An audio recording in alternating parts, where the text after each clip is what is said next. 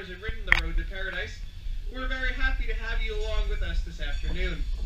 Again, folks, at this time, please take out those tickets and have them ready for the train crew as they come through your car. Again, welcome aboard.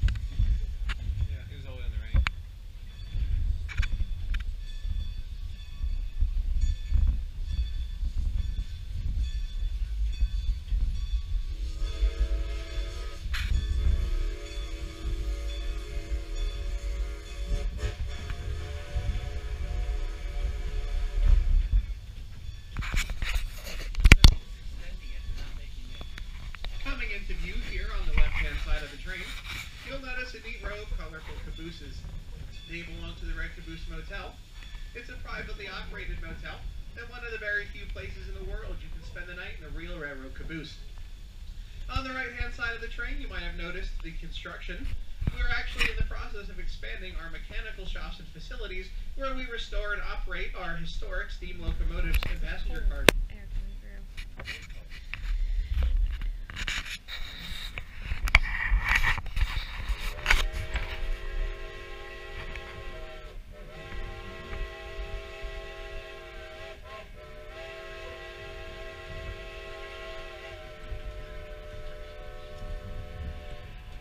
It was back in 1958 when the railroad was purchased and saved by a group of local stockholders and dedicated railroad buffs.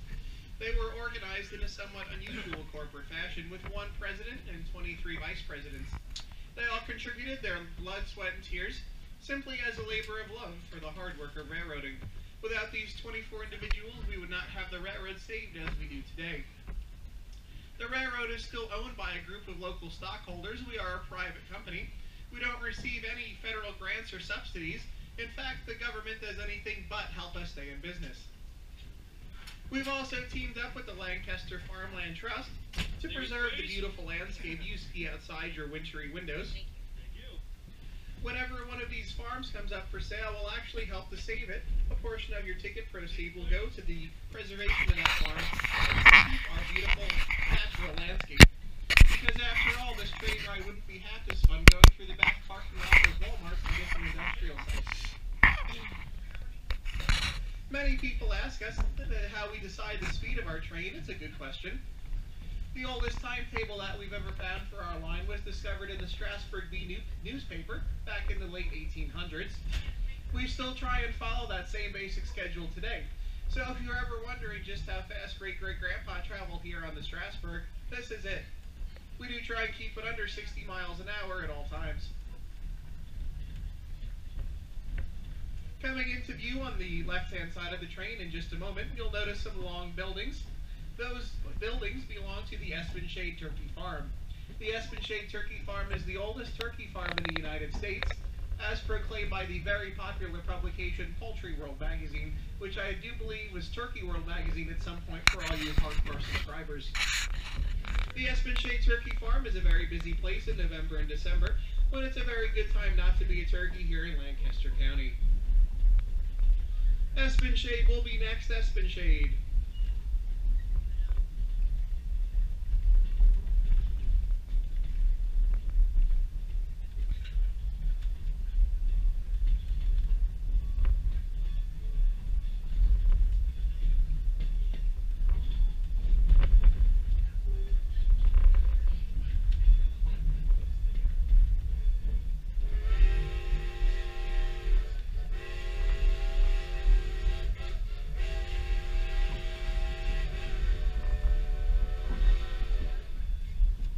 Now, folks, you take a look around you, the cars that you're riding in today. These are all original cars, they're not reproductions. They've all been lovingly restored by the master craftsmen back in our mechanical shops. The cars have come from a number of different places on the eastern seaboard, including the Boston and Maine Railroad, the Western and the Reading. Again, they've all been restored over the course of the last 50 years to 60 years. Everything inside the cars that you're looking at, the different mahogany trims and the mother of pearl inlays are original to the car and have been restored to their previous life. These cars cost about $500,000 each to restore to their current condition. We actually have about 18 of them in our fleet. We're working on building the 20th right now, or the 19th right now. The locomotive pulling our train today is number 90. She's almost 100 years old as well. We have a number of steam locomotives, again, that have all been levelly restored back in our locomotive repair facilities. The steam locomotives can cost millions of dollars to restore to operating condition and hundreds of thousands of dollars to keep in operating condition safely and reliably on the road to paradise. And again, this is all thanks to you, our passengers. Without you, none of this would be possible.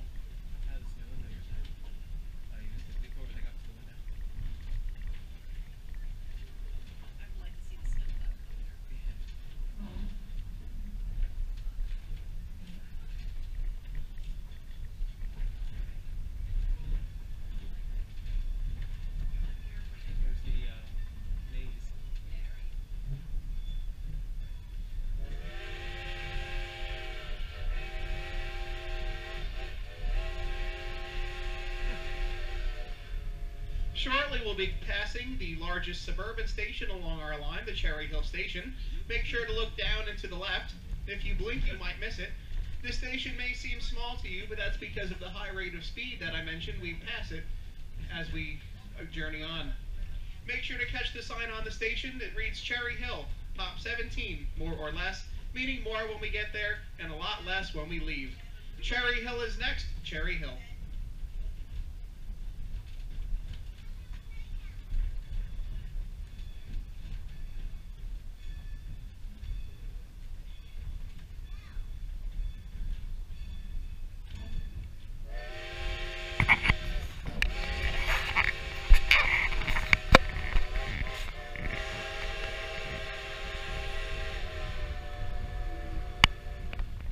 Right now we're passing through the Cherry Crest Farm.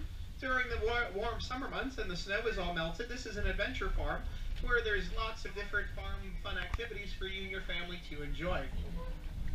Now you can actually take our train to the Cherry Crest Farm. In just a moment we'll be passing the Gross Picnic Grove on the left-hand side of the train. The summer months, again, we'll stop here at Picnic Grove where we'll have lots of playground equipment and picnic tables and benches. And you are welcome to get off there and enjoy an hour or two, or even walk over to the Cherry Crest Adventure Farm and spend the entire day with us. On the right-hand side of the train, you'll notice another set of tracks. In the very busy summer months here on the railroad, we'll actually run 2 steam-powered passenger trains at the same time, and they'll pass each other right here. One of the very few places in the world in the year 2017 where that's still a reality, and steam is king here on the road to paradise.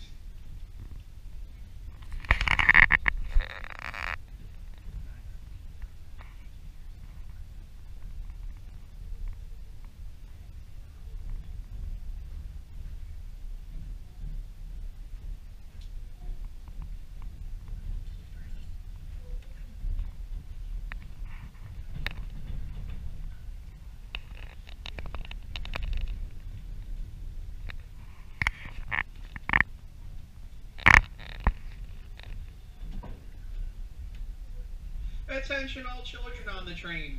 Do you believe in ghosts?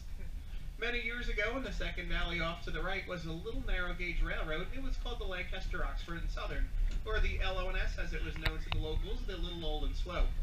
Now in the transportation game, folks, when you have a nickname like that, you don't usually last very long. About 1916, the LONS went out of business, and the scrappers came to rip up the tracks so quickly that the number 6 locomotive that they had out on the line was stranded and stuck in a cornfield. It never made it back to its station. And what is a little old engine to do in the middle of a cornfield? Oh, well, rust away to nothing over about 100 years. Now, sometimes, if we're lucky, we'll stop our train right here at Carpenter's Crossing, and we can actually hear the ghost of old number 6 whistle right back at us when number 90 blows her whistle. So if you folks want, feel free to raise the window on the right-hand side of your car.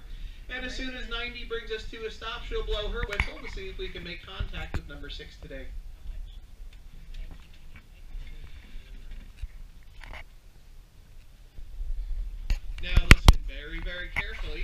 6 doesn't usually like to be out in the snow like this, but maybe we'll get lucky today and we will hear her. Okay, number 90, when you're ready, blow that whistle, please.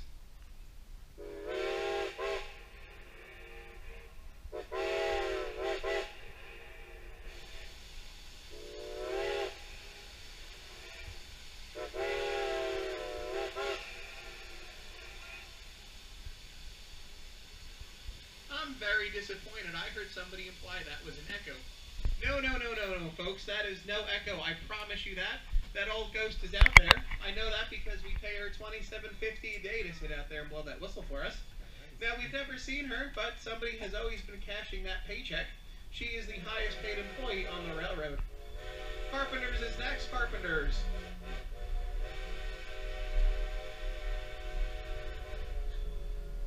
Carpenter's graveyard is on the hill above us, just to the left, behind a stone wall. It's one of the oldest in Lancaster County. There buried is Marie Free, a French Huguenot who fled deep religious persecution back in 1712 when they arrived here and were given a land grant by William Penn for about 2 square miles of land right here, right back in 1712. It was they who had named this colony Paradise.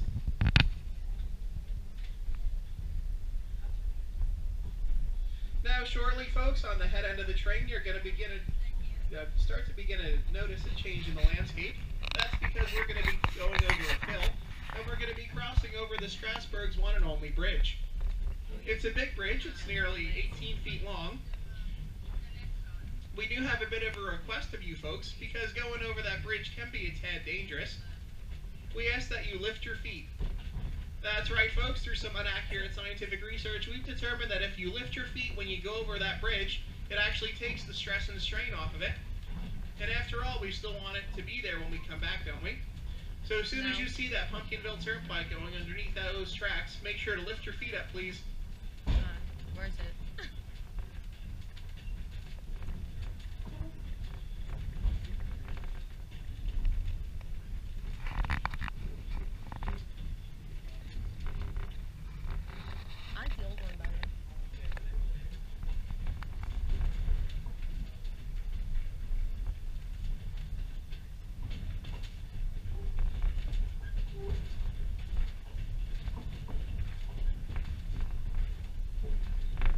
Now, folks, I have a very special announcement to make on our train today.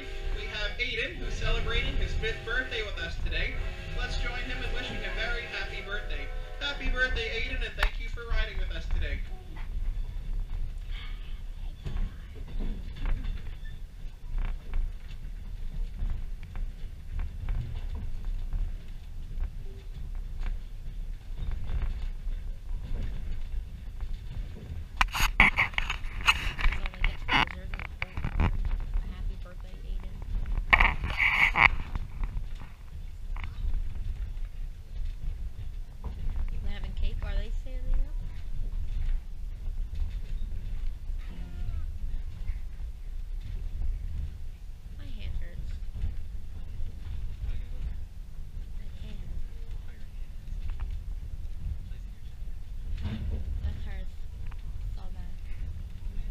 Lemon Place Junction is next, where the main line of the Strasburg meets the former Pennsylvania Railroad main line, now owned by Amtrak and Norfolk Southern.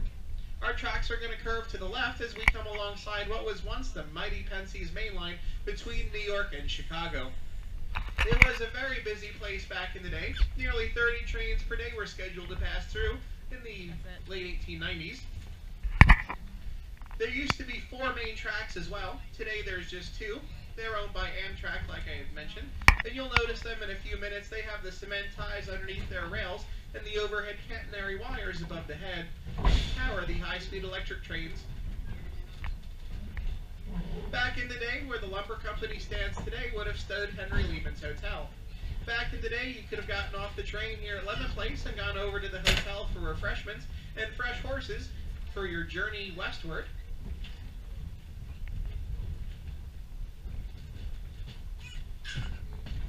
Abraham Lincoln would also make a special stop here in about 1861 on his inauguration journey to Washington, D.C. It was actually the reason the Strasburg purchased their first coach was to get everybody down here to Paradise to see President Lincoln go by. Unfortunately, about 4 years later, he would pass through in the opposite direction on his very sad funeral train on the way back to Illinois. Now, folks, I give you Paradise. Paradise, Pennsylvania, that is. Change here for Coatesville, Paoli, Philadelphia, Trenton, Downingtown, Newark, and New York.